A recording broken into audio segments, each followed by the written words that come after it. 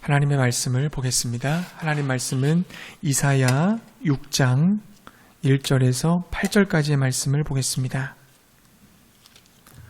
이사야 6장 1절에서 8절까지 말씀입니다.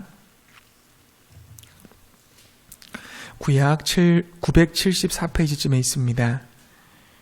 이사야 6장 1절에서 8절, 구약 974페이지쯤에 있습니다. 우리 같이 한 목소리로 합독으로 말씀 읽겠습니다.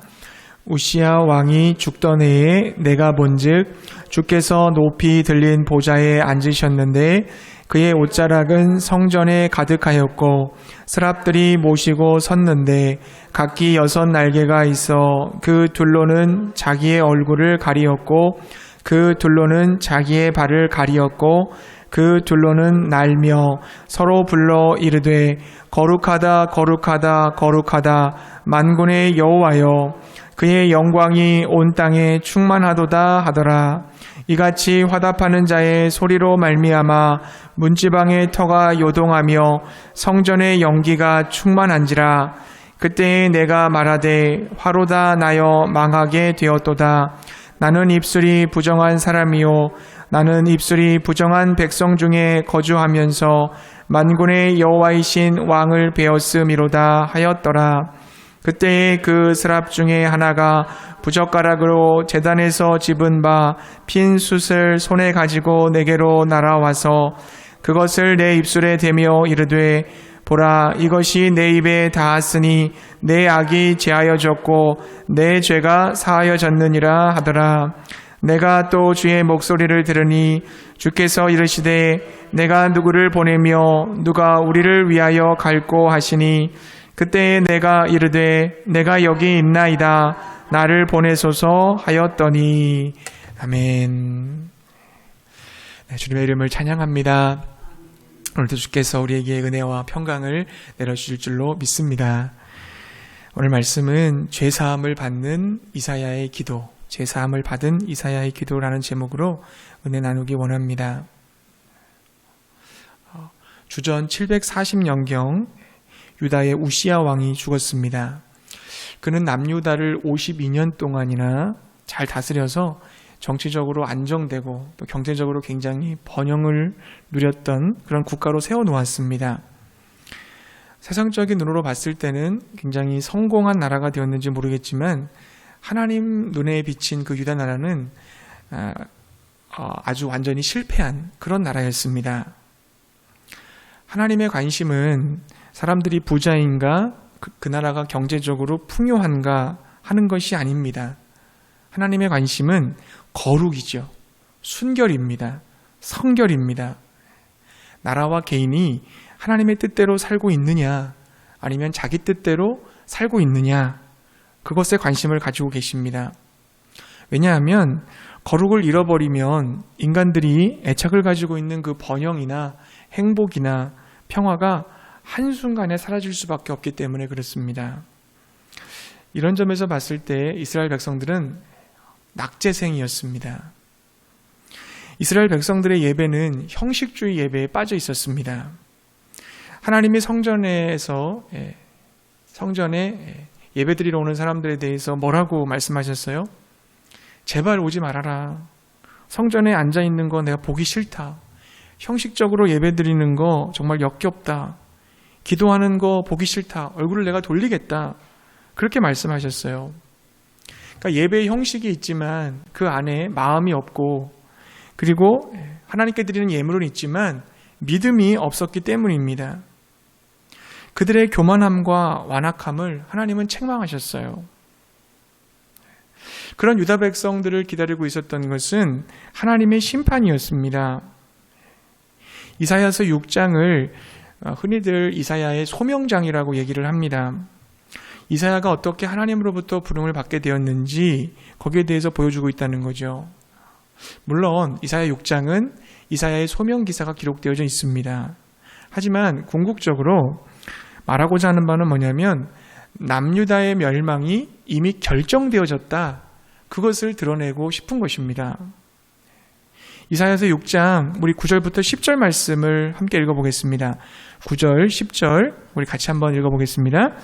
여호와께서 이르시되 가서 이 백성에게 이르기를 너희가 듣기는 들어도 깨닫지 못할 것이요 보기는 보아도 알지 못하리라 하여 이 백성의 마음을 둔하게 하며 그들의 귀가 막히고 그들의 눈이 감기게 하라. 염려하건대 그들의 눈으로 보고 귀로 듣고 마음으로 깨닫고 다시 돌아와 고침을 받을까 하노라 하시기로. 아멘. 쉽게 말하면 이런 내용이죠.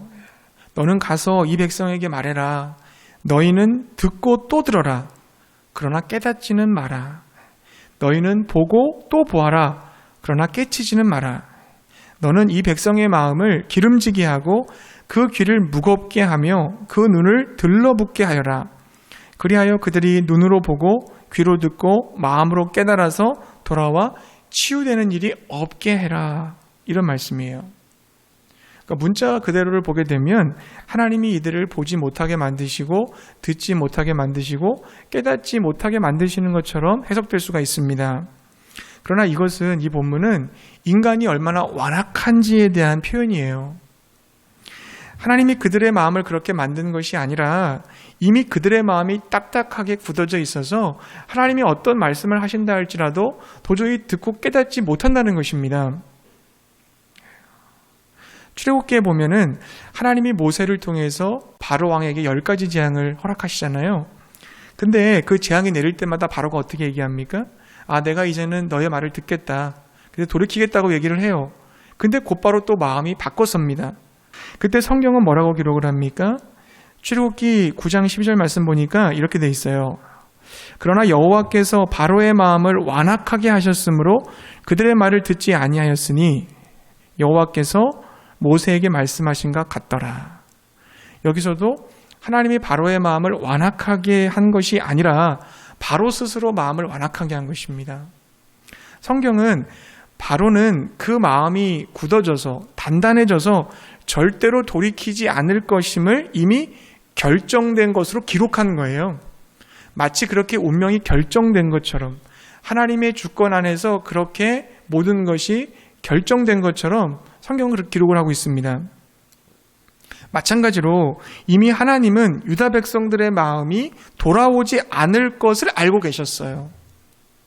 그들은 죄에 갇혀서 더 이상 변화할 수 없을 정도로 굳어진 것입니다. 회개하지 않음으로 인해서 이미 멸망이 결정된 것입니다. 사랑하는 성도님들, 하나님을 떠난 인간도 이미 심판이 결정되어 있습니다. 하나님께서 인간을 창조하실 때 하나님의 형상으로 창조하셨습니다. 그러니까 하나님이 가지고 계신 것을 인간에게 나누어 주신 거거든요. 무엇이 옳고 그른지를 분별할 수 있는 도덕률, 그리고 생각할 수 있고 느낄 수 있고 의지적인 결정할 수 있는 인격을 주셨고, 하나님이 주신 사명을 감당할 수 있는 그런 책임감과 사명감도 주님께서 그렇게 허락해 주셨어요. 그런데 인간은 하나님이 주신 그 형상을 깨트렸습니다. 그 깨트린 게 뭐냐면 바로 죄예요. 죄의 본질이 뭐냐? 그 교만함이죠. 교만함이 뭡니까? 인간이 하나님과 같아지려고 하는 거예요. 하나님과 경쟁하는 거예요. 교만이라는 것은 상대방과 경쟁하는 겁니다. 저 사람보다 내가 더 우월해. 아니야, 내가 더 부족해. 열등감과 우월감을 느끼는 거. 이게 교만함이거든요. 하나님이 있어야 될 그 자리를 인간이 차지하려고 하는 거. 이것이 바로 교만이죠. 이게 죄예요. 그 죄로 인하여 하나님과 적대 관계에 놓이게 되었습니다. 그래서 인간은 늘 불안한 거예요. 하나님의 자리에 자신이 앉아있고 하나님이 하라고 한 것을 나는 하지 않았고 하나님이 하지 말라는 것을 나는 했기 때문에 불안한 겁니다. 이렇게 지내다가 언젠가는 하나님께서 나를 벌하시겠다. 하나님의 징계를 받을지도 모른다는 막연한 두려움이 인간에게 있는 것입니다. 자신이 하나님이 되어 하나님 없이도 얼마든지 행복하게 살아갈 수 있다고 하는 시도들이 인간의 역사예요. 여러분, 인간의 역사를 살펴보세요. 돈이나 야망, 전쟁, 매춘, 계급, 제국, 노예제도, 하나님 외에 뭔가 다른 것으로 행복을 찾고자 했던 인간들의 길고 긴 무서운 이야기가 바로 역사입니다. 인간은 엄청난 에너지를 썼어요. 문명을 발전시켰고 훌륭한 제도들을 고안해냈습니다. 그러나 그 모든 것이 어느 것 하나 성공하지 못했어요. 인간은 하나님에 의해 만들어졌기 때문에 하나님으로만 행복해질 수가 있습니다. 차는 휘발유를 넣어야 달릴 수가 있잖아요.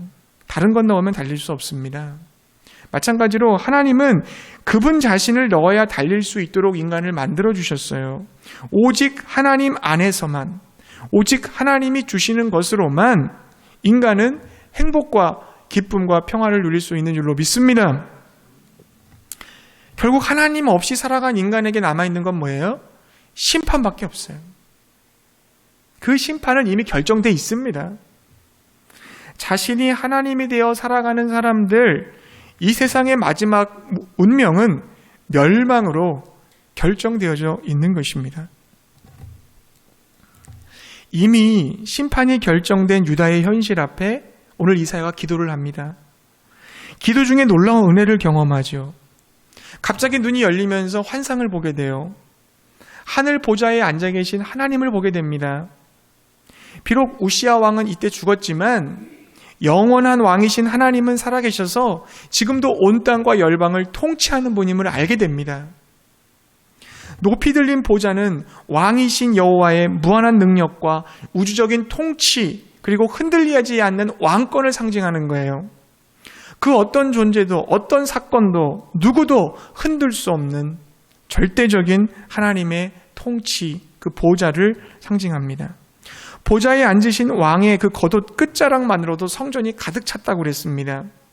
성전이 그분의 영광과 권능의 작은 일부도 감당할 수 없는 거죠.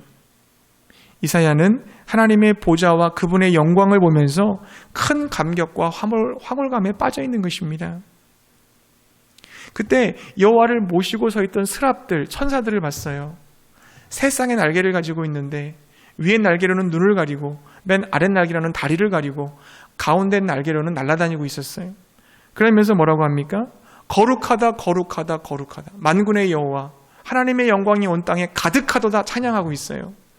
하나님의 빛난 영광 앞에 섰을 때 천사조차도 그냥 그 영광을 그대로 볼 수가 없어서 온몸을, 눈을 가릴 수밖에 없는 겁니다.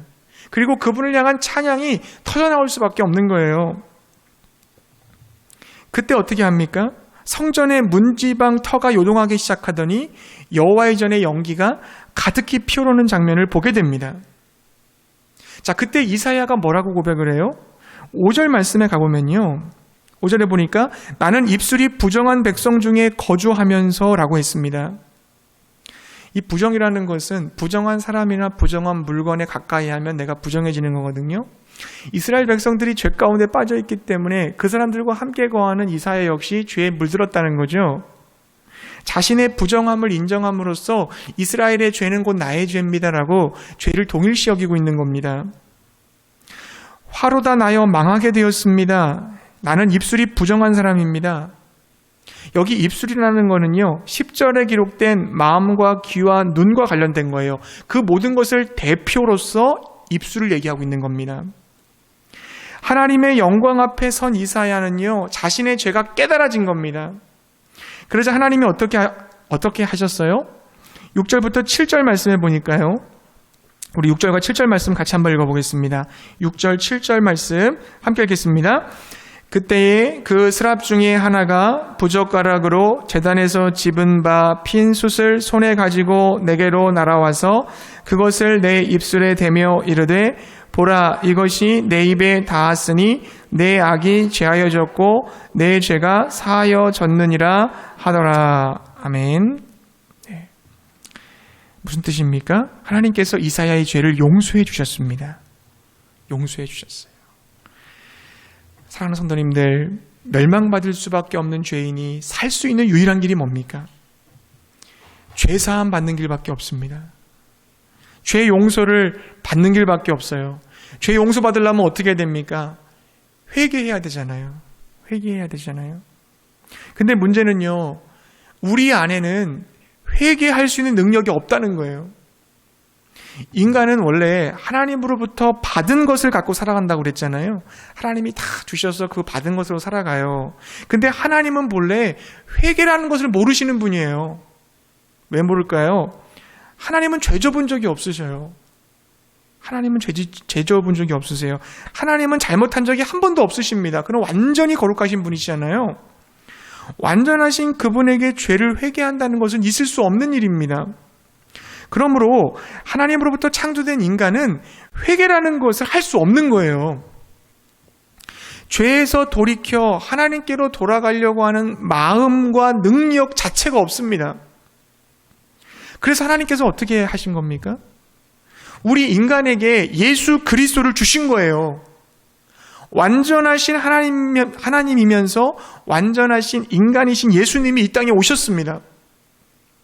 그분은 우리 인류의 모든 죄를 짊어지시고 십자가에 죽으셨어요. 그리고 부활하셨습니다. 그분의 죄로 죽은 것이 아니라 우리의 죄로 인하여 죽으신 것이고 그리고 다시 살아나신 거예요. 그러므로 우리는 어떻게 돼요? 예수님을 통하여 죄에서 죽게 되는 거예요. 여러분, 회개한다는 것은 내가 죽는 거거든요.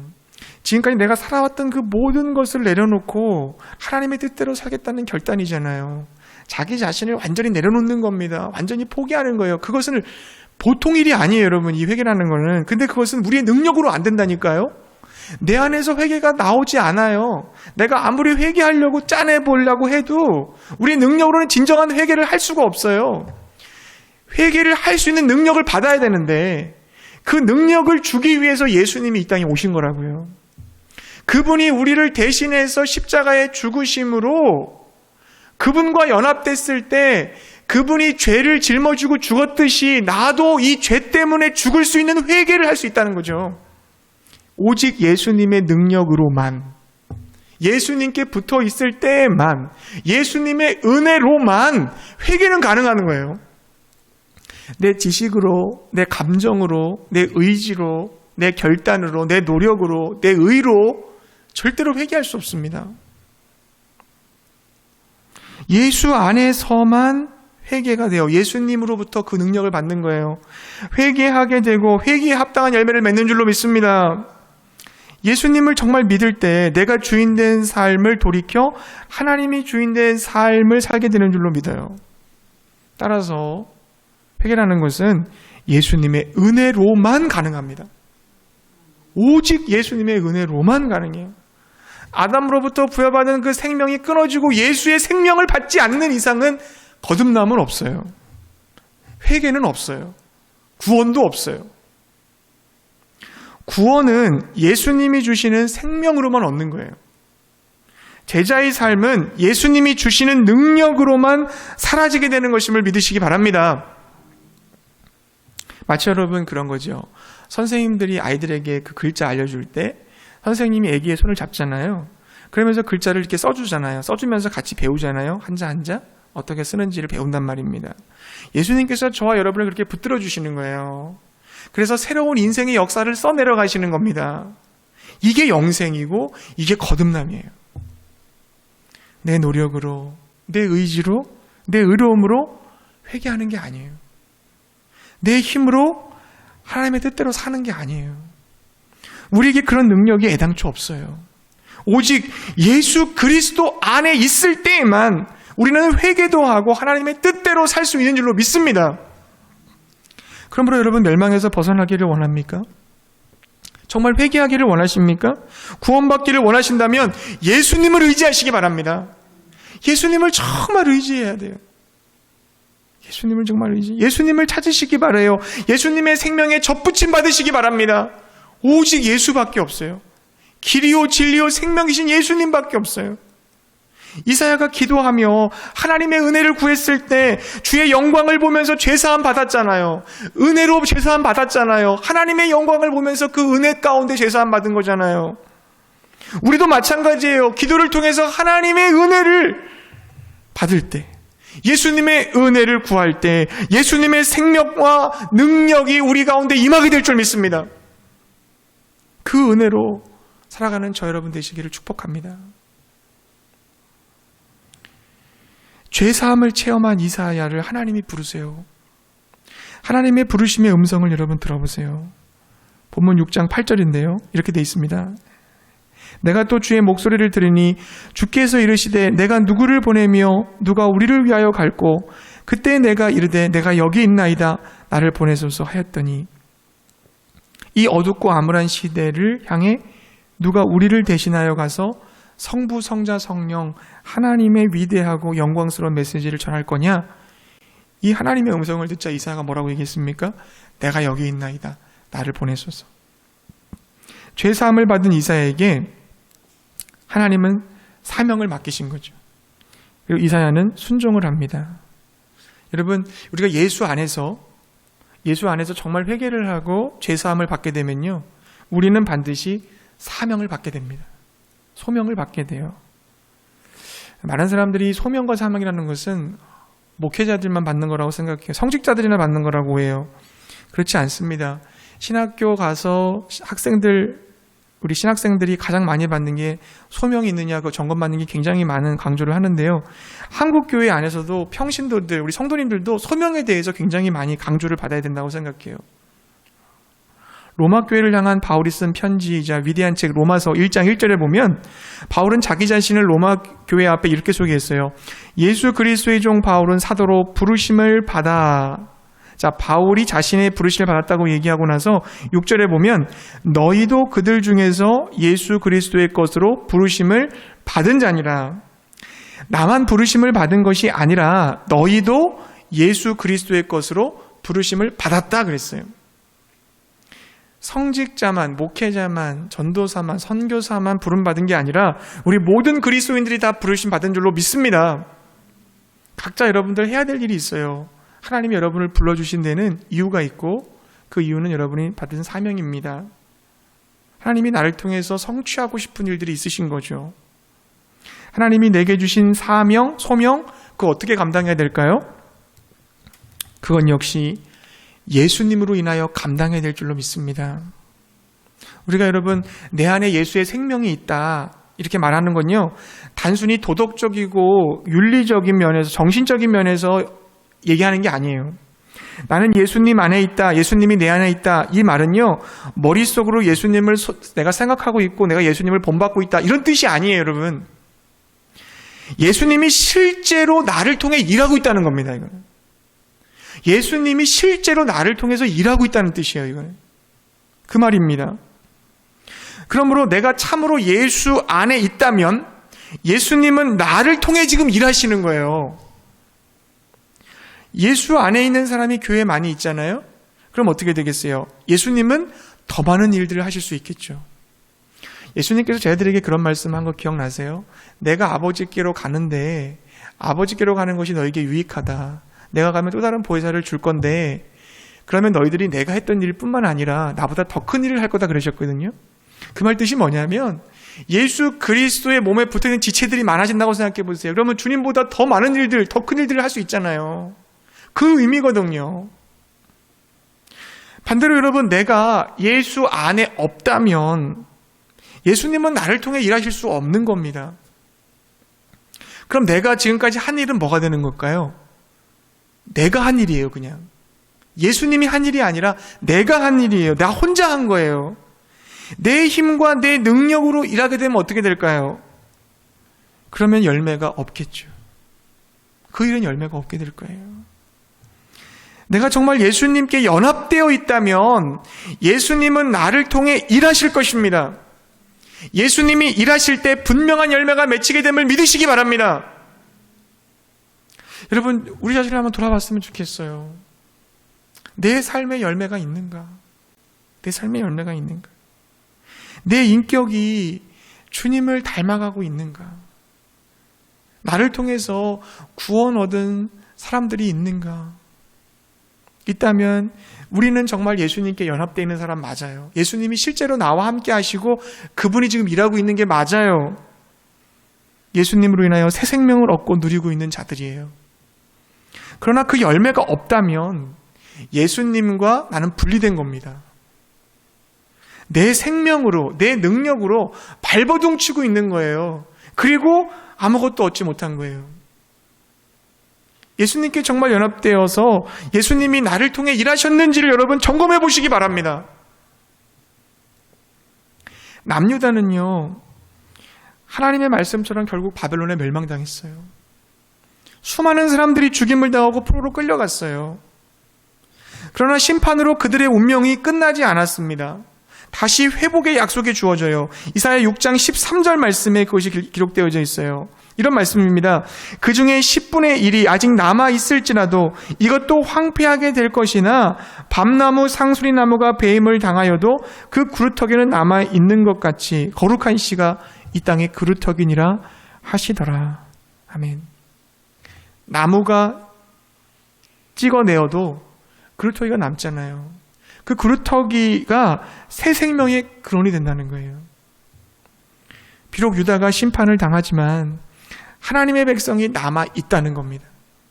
그 백성들로 인하여서 하나님은 새 일을 시작한다고 말씀하시는 거예요. 사랑하는 성도님들, 하나님은 이 세상을 심판하실 것입니다. 그날은 반드시 올 거예요. 극 작가가 무대 위로 걸어오는 날이면 그 연극은 끝나는 겁니다, 여러분. 많은 사람들이 그렇게 얘기하죠. 하나님이 좀 개입하셔서 역사하셨으면 좋겠다. 하나님이 개입하시는 순간 역사의 끝은 오는 거예요. 이 모든 무대를 만드시고 세계와 인간을 만드신 창조주 하나님이 역사의 무대에 등장하는 순간 그 연극은 끝나는 겁니다. 그러나 여러분, 그 끝날 그때에 멸망하지 않고 남을 자들이 있대요. 예수의 생명을 부여받은 자들이에요. 예수의 생명을 얻은 자들이에요. 예수의 생명을 얻은 자들, 예수님과 연합된 자들, 예수님께 붙어있는 자들은 구원받게 될 줄로 믿습니다. 이 사실을 깨달으면요, 자기 의를 내세울 수가 없어요. 여러분, 내가 했습니다, 내 능력입니다, 내 자랑을 못한다니까요. 여러분, 전적으로 주님의 생명에 의탁해서 살아가는 사람이 우리들이고, 전적으로 주님의 능력으로 사명을 감당하는 자들이 우리들인데, 주님께 자랑하고 내세우고 교만할 수가 없어요. 그리고 오직 뭘 구하게 되는 줄 아세요? 여러분, 예수님만 구하게 돼요. 예수님, 당신의 생명으로 살게 해주소서. 당신의 능력으로 사명을 감당하게 해주소서. 당신의 능력으로 날 인도해 주소서. 영원한 천국까지 나와 함께 동행해 주소서. 오직 예수님만 구하는 기도만 나와요, 여러분. 다른 걸 구하시겠습니까? 주님 앞에 나와서 무엇을 구하겠어요? 예수님밖에 없어요. 예수님이 우리의 생명이고 우리의 모든 것이 되시기 때문에 그래요. 예수님의 은혜가 아니면 절대로 회개할 수 없습니다. 예수님의 은혜가 아니면 제자로 살 수 없습니다. 오직 예수님의 은혜만을 구하시기 바랍니다. 그 은혜를 구하는 것, 그게 기도예요. 죄사함을 받고 주님의 일을 감당하는 사명자로 세워줄 수 있는 길, 기도를 통해서 주님의 은혜를 받는 것밖에 없음을 믿으시기 바랍니다. 오늘도 그 기도의 자리로 나아가는 우리 모두가 되기를 주님의 이름으로 축복합니다.